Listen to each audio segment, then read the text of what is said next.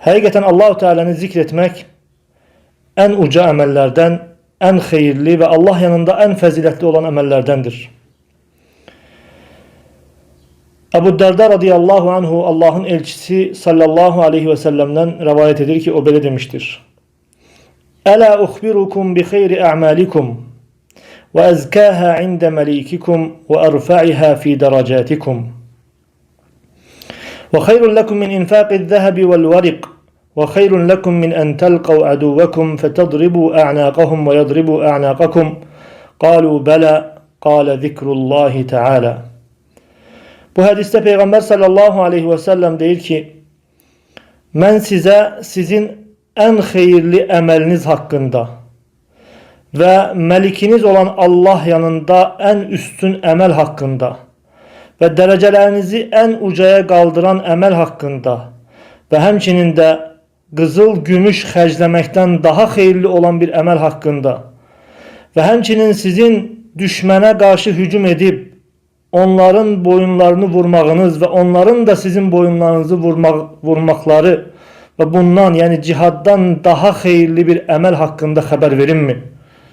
Qalu bela ve onlar dediler ki elbette ey Allah'ın elçisi bunun hakkında bize haber ver.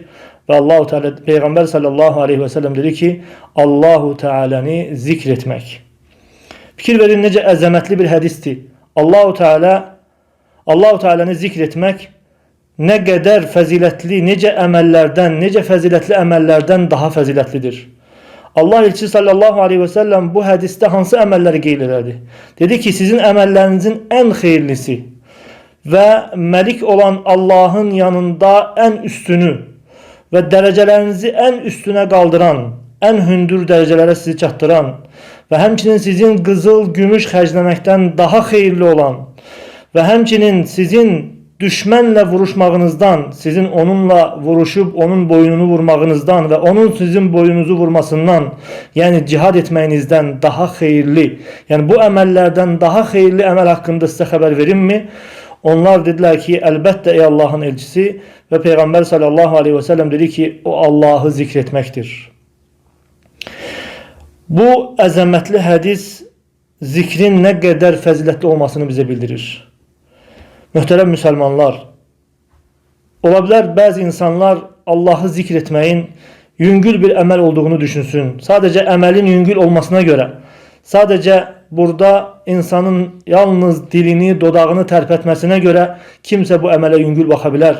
Lakin vallahi zikir hakkında öyle hadisler vardır ki o hadisler Peygamber sallallahu aleyhi ve sellemin sözleri ve hatta Allah-u Teala'nın ayeleri zikrin ne kadar faziletli olmasını bildirir. İmam İbn Recep rahimehullah buyurur ki artık deliller, Kur'an, sünneden deliller zikrin ne kadar faziletli olması barədə, hatta sədəqədən, mal mülkü sədəqə verməkdən ve başka emellerden ne kadar faziletli olması barədə deliller çoktur.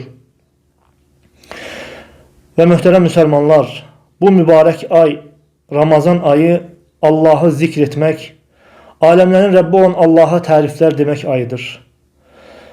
Ve hatta oruç insanların Allah'ı zikretmesi için emrolunan emellerdendir.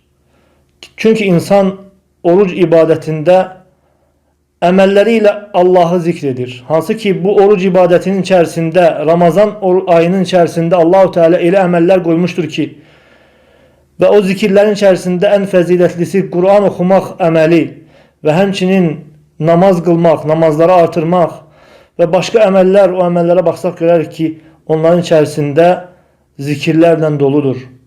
Ve buna göre orucu faziletli eden ve bir insanın tuttuğu orucun başka bir insanın tuttuğu oruçtan daha faziletli olması onun hemin tuttuğu oruçta ve oruçla beraber Allah'ı ne kadar çok zikretmesindedir.